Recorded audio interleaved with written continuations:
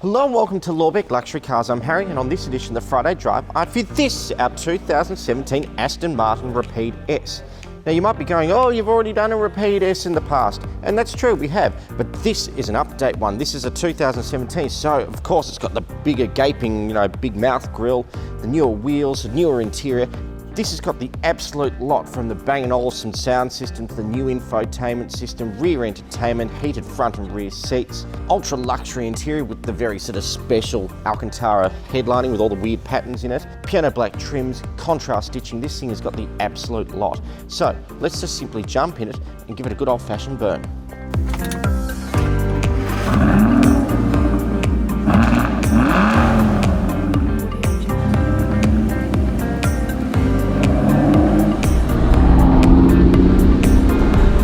It must be said, this is instantly familiar. It's very, very similar to the one that we drove last year, I think it was, or actually it might have been the year before.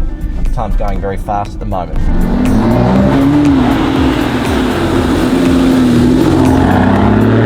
And it should be. Mechanically, this is the same as the Rapide S we did previously.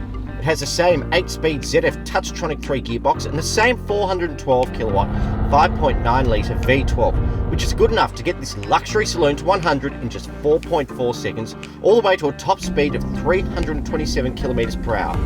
But with the new interior and subtle changes here and there, it somehow feels different, fresher, and a more modern car. And what's also quite extraordinary about these Aston Martins, particularly the Rapide, is when you get into a Maserati Quattroporte, particularly one that was sort of, with the 4.7 litre naturally aspirated engine, you feel compelled to drive it really hard, drive it like a lunatic. With this, I reckon it sounds just as good as that, but it's far more relaxed. It doesn't encourage you to behave like a complete lunatic, which may or may not be a good thing.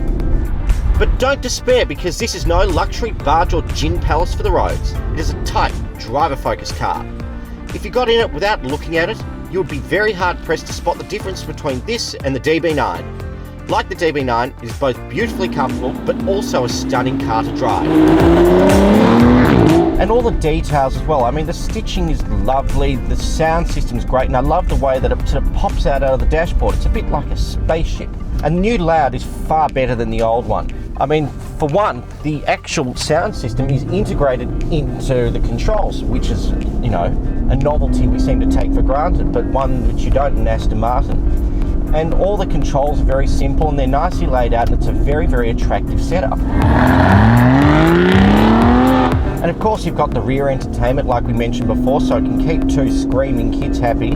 And if you want to really drown them out, all you do is you put your foot to the floor and you get that noise, which is a good one.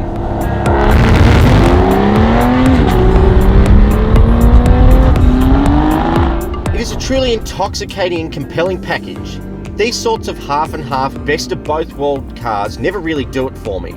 I always get the sense you're getting the worst of both worlds, but this is different. It doesn't feel like a compromise in any way. If anything, the opposite is true, since it feels like a DB9, but has proper rear seats and a bigger boot. It is a great car, and something you can compare to the DB9 fairly. So come down to Lorbeck Luxury Cars and buy this exceptional 2017 example with just 12,989 kilometres from you today. We'll see you next week.